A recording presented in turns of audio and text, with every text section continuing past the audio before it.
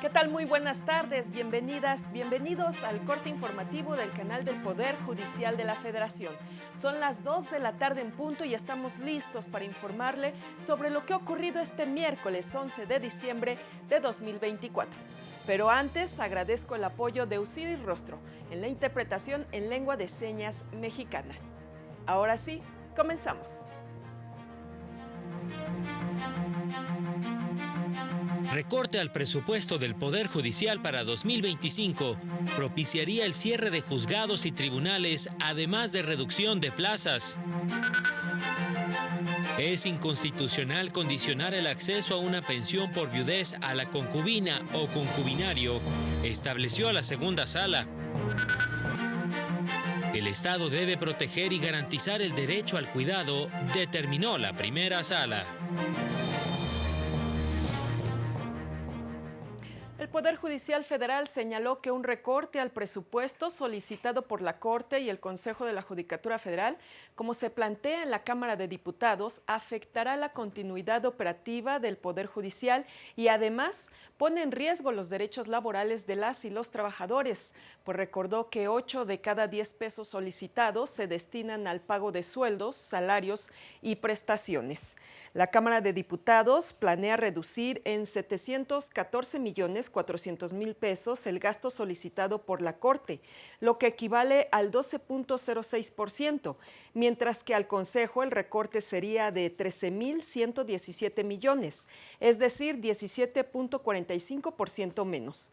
En caso de concretarse el recorte, la Corte se vería obligada a reducir el número de plazas o las prestaciones consideradas en las condiciones generales de trabajo, mientras que en el Consejo provocaría el cierre de juzgados de distrito y tribunales colegiados de circuito y la reducción de puestos de trabajo, lo que redundaría en una afectación en el derecho de acceso a la justicia.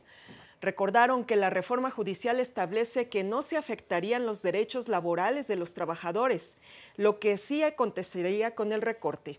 Además, se afectaría la implementación de la reforma en materia de justicia civil y familiar, de mecanismos alternativos, así como la propia creación del Tribunal de Disciplina y del nuevo órgano de administración del Poder Judicial.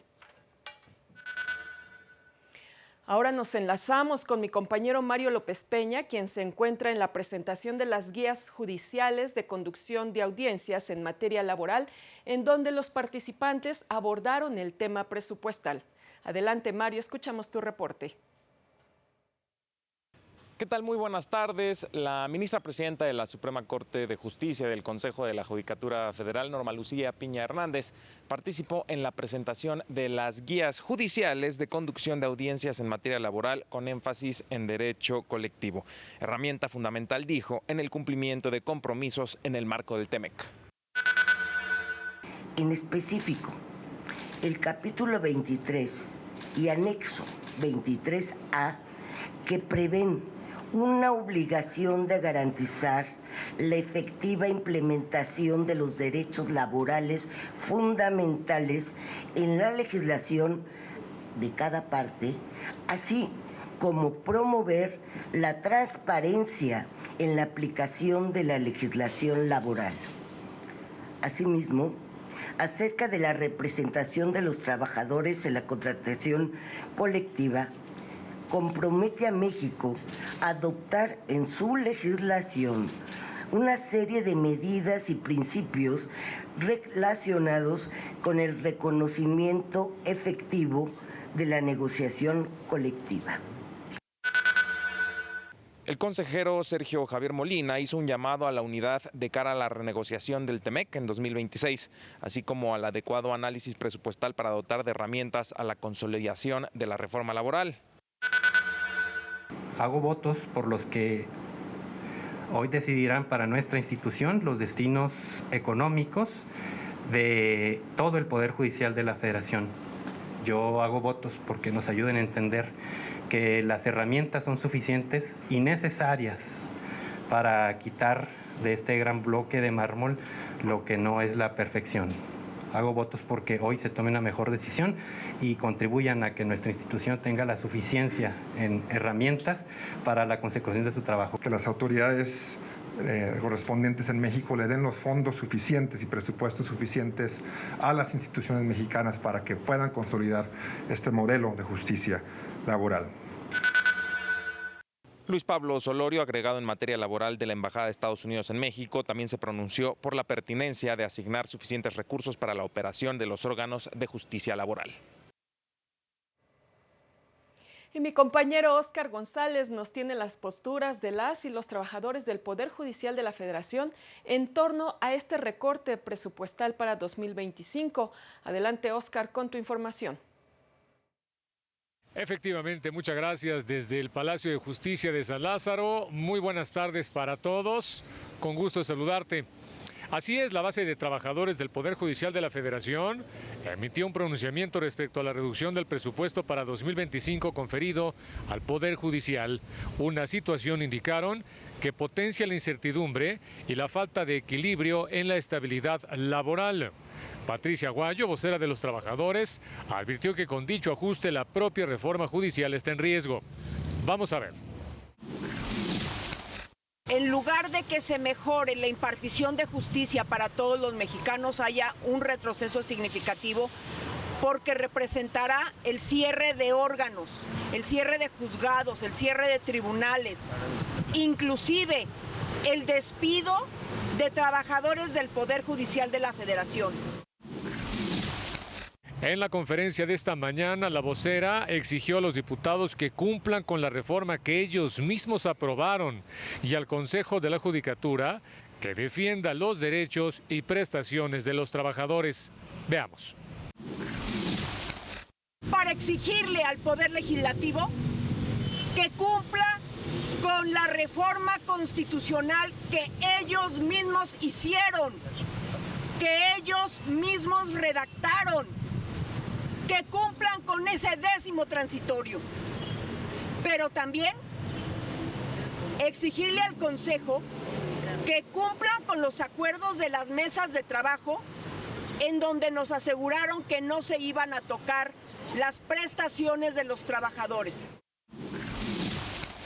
Señalaron que estarán atentos de lo que ocurra en el Congreso para analizar las próximas acciones que los trabajadores llevarán a cabo.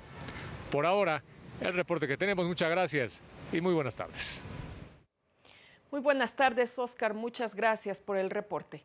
La primera sala estableció que es a través del acceso a la justicia que puede lograrse una solución duradera al fenómeno de desplazamiento forzado interno, ya que son los mecanismos jurisdiccionales y de reparación los que proporcionan los medios necesarios para que las personas desplazadas puedan recuperar la situación que guardaban antes del hecho que las obligó a dejar su lugar de residencia habitual, por lo que el acceso a dichos mecanismos no debe condicionarse. La sala precisó que el acceso a la justicia no solo se manifiesta ante órganos jurisdiccionales, sino también ante instancias administrativas encargadas de atender y materializar derechos humanos a víctimas de violaciones a estos derechos. El reconocimiento de que el Estado falló en su protección obliga a las autoridades a procurar que la operatividad de los procedimientos administrativos para resarcir los derechos de las víctimas sea accesible para evitar una eventual revictimización o la continuidad de la situación que los vulnera. Máxime cuando es en la instancia administrativa donde se puede acceder a la reparación del daño a víctimas de violaciones a los derechos humanos. La segunda sala de la Corte determinó que el artículo 131, fracciones primera y segunda de la Ley del ISSSTE, viola los derechos de igualdad, a la no discriminación y a la protección de la familia, al limitar el derecho de una concubina o concubinario a gozar de una pensión solo cuando no exista cónyuge superstite. La sala recordó que este requisito, que condiciona el derecho a reclamar los beneficios del trabajador fallecido, viola el derecho a la igualdad y no discriminación, con una distinción basada en el estado civil de las personas, prohibida en el artículo 1 constitucional, sin que exista una justificación imperiosa. Distinción que violenta el derecho a la protección de las familias en sus diferentes vertientes, no solo de aquellas que son producto de una relación de matrimonio, por lo que no justifica constitucionalmente este tipo de restricciones. Y a pesar de las diversas reformas impulsadas y de que México ha asignado diferentes convenios internacionales, los derechos laborales no se garantizan de manera expedita en el país. Lo anterior se advirtió durante el seminario sobre derecho al trabajo y reforma laboral, en donde se mencionó que el pleno ejercicio de estos derechos depende de la política laboral que se implemente. Añadió que actualmente se garantiza a los trabajadores el derecho de asociación y de elegir a sus dirigentes sindicales de manera libre y secreta, además de impulsar la paridad en la integración de dichas dirigencias. Tiene que ver con el diseño institucional del sistema político, tiene que ver con los actores políticos y con los puntos de veto del propio sistema político que permiten, que garantizan el ejercicio y la protección de los derechos humanos, o que por el contrario impiden ese pleno ejercicio y goce de los derechos humanos. Indicó que uno de los principales cambios que tiene que ver con el sistema de justicia laboral, que incluye ahora una etapa de conciliación, lo que ha permitido que la mayoría de los conflictos se resuelvan sin necesidad de llegar a los tribunales. Y la Suprema Corte puso a disposición el volumen de los apuntes procesales para la defensa de los derechos humanos enfocado en el juicio de amparo. Se trata de una obra que pretende brindar herramientas, fortalecer las habilidades y conocimientos en materia de litigio, así como apoyar y acompañar a las organizaciones de la sociedad civil, personas defensoras de derechos humanos, estudiantes y público interesado sobre las nociones básicas de este mecanismo de control constitucional. Entre otras cosas, aborda los conceptos básicos del juicio de amparo, sus fases y cómo se utiliza en la defensa de los derechos humanos. Por unanimidad de votos, el Pleno de la Primera Sala de la Corte eligió como su presidenta a la ministra Loretta Ortiz Alf.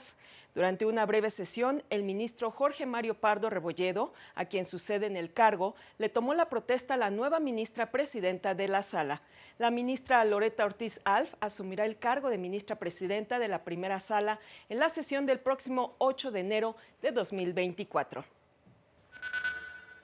Seguimos con la información. Reconocer el cuidado como un derecho humano permite garantizar los derechos de quien cuida y las necesidades de las personas que son cuidadas, así como erradicar la idea de que es una responsabilidad exclusiva de mujeres y niñas, señaló la Unidad General de Conocimiento Científico y Derechos Humanos de la Suprema Corte. Recordó que al resolver el amparo directo 6/2023, la Primera Sala del Máximo Tribunal señaló que todas las personas tienen el derecho a cuidar, ser cuidadas y al autocuidado, y el Estado tiene un papel prioritario en la protección y garantía de este derecho. Por ello, se deben adoptar medidas para que los cuidados no recaigan desproporcionadamente en las familias y particularmente en mujeres y niñas a costa de su bienestar propio, lo que se concibe como una cuestión de justicia social. Y en más información, el Consejo de la Judicatura Federal dio a conocer que la consejera Lilia Mónica López Benítez y el consejero José Alfonso Montalvo Martínez integrarán la comisión que deberá proveer los trámites y resolver los asuntos de notoria urgencia que se presenten durante el receso correspondiente al segundo periodo de sesiones de 2024.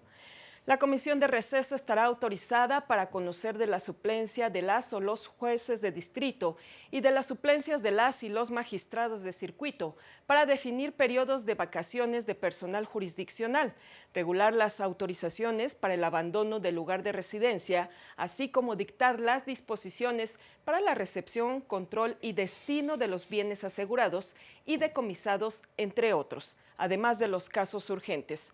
Al concluir el periodo de receso e iniciar el primer periodo ordinario de sesiones de 2025, los integrantes de la comisión rendirán un informe de las medidas que hayan adoptado, así como de aquellas cuestiones cuya solución reserven para el conocimiento del Pleno del Consejo de la Judicatura Federal, con el fin de que determine lo procedente.